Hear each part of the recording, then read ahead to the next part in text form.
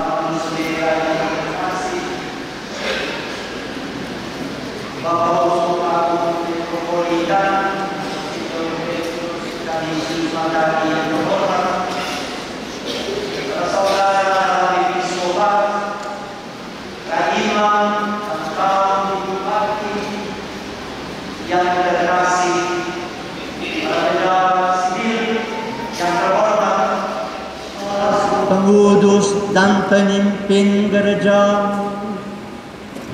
pantaslah namamu kami muliakan dengan pujian yang semarak.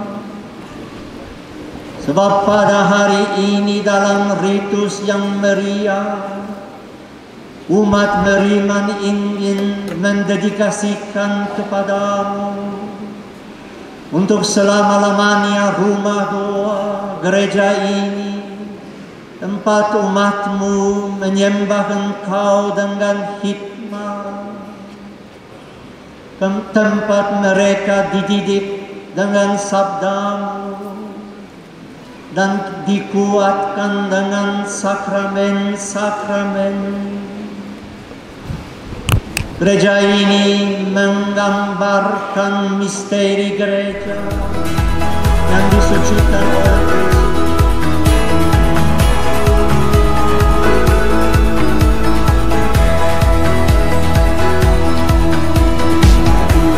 Dan piala keselamatan kekal.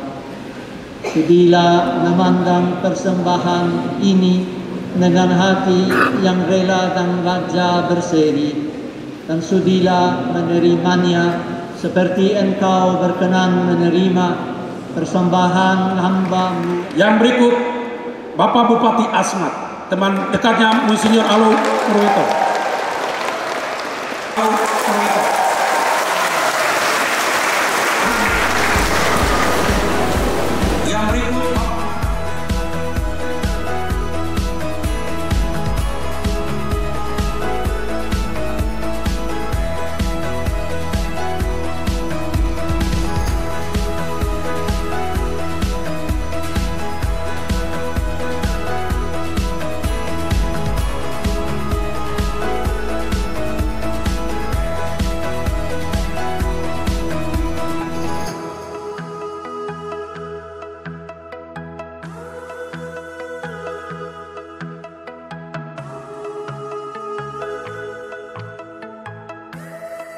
Pertama,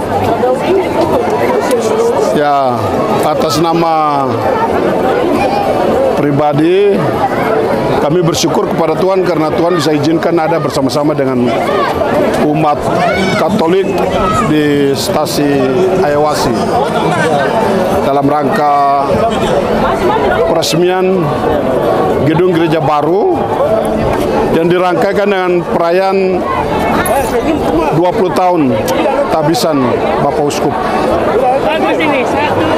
Manokwari Sorong. Ya, suasananya luar biasa. Kita harap bahwa kehadiran Duta Besar Vatikan untuk Republik Indonesia yang bisa menyempatkan diri hadir di tanah atau bumi Papua Barat, yang lebih khusus di Maibrat ini luar biasa. Ini peristiwa yang langka terjadi dan tidak tahu nanti kapan lagi baru bisa ada. Sebagai anak-anak Maibrat, sebagai anak-anak Papua Barat ya kita hanya bersyukur kepada Tuhan bahwa Tuhan luar biasa bisa menyatakan kasihnya. Duta Besar Vatikan untuk Indonesia bisa berkesempatan hadir di kami percaya bahwa semua umat yang hadir hari ini telah mendapat berkat dari Tuhan melalui hambanya yang sudah dari kemarin prosesinya dilakukan tadi dalam pemberkatan gereja maupun sakramen kudusnya termasuk pemberkatan anak-anak tadi. Dan suasana ini cukup membuat gereja ini akan bangkit, orang Maibrat akan bangkit untuk meraih masa depan yang lebih baik. Nah, ini kebangkitan lah. Kita harap seperti itu.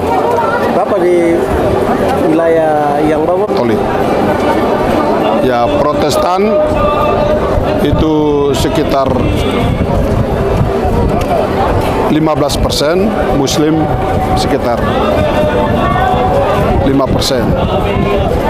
Ya, selama ini kita ada di sana, ya saya sudah pasti keberpihakan itu berbagai dukungan yang kita berikan, kita selalu prinsip keadilan. Keadilan itu tidak selamanya merata.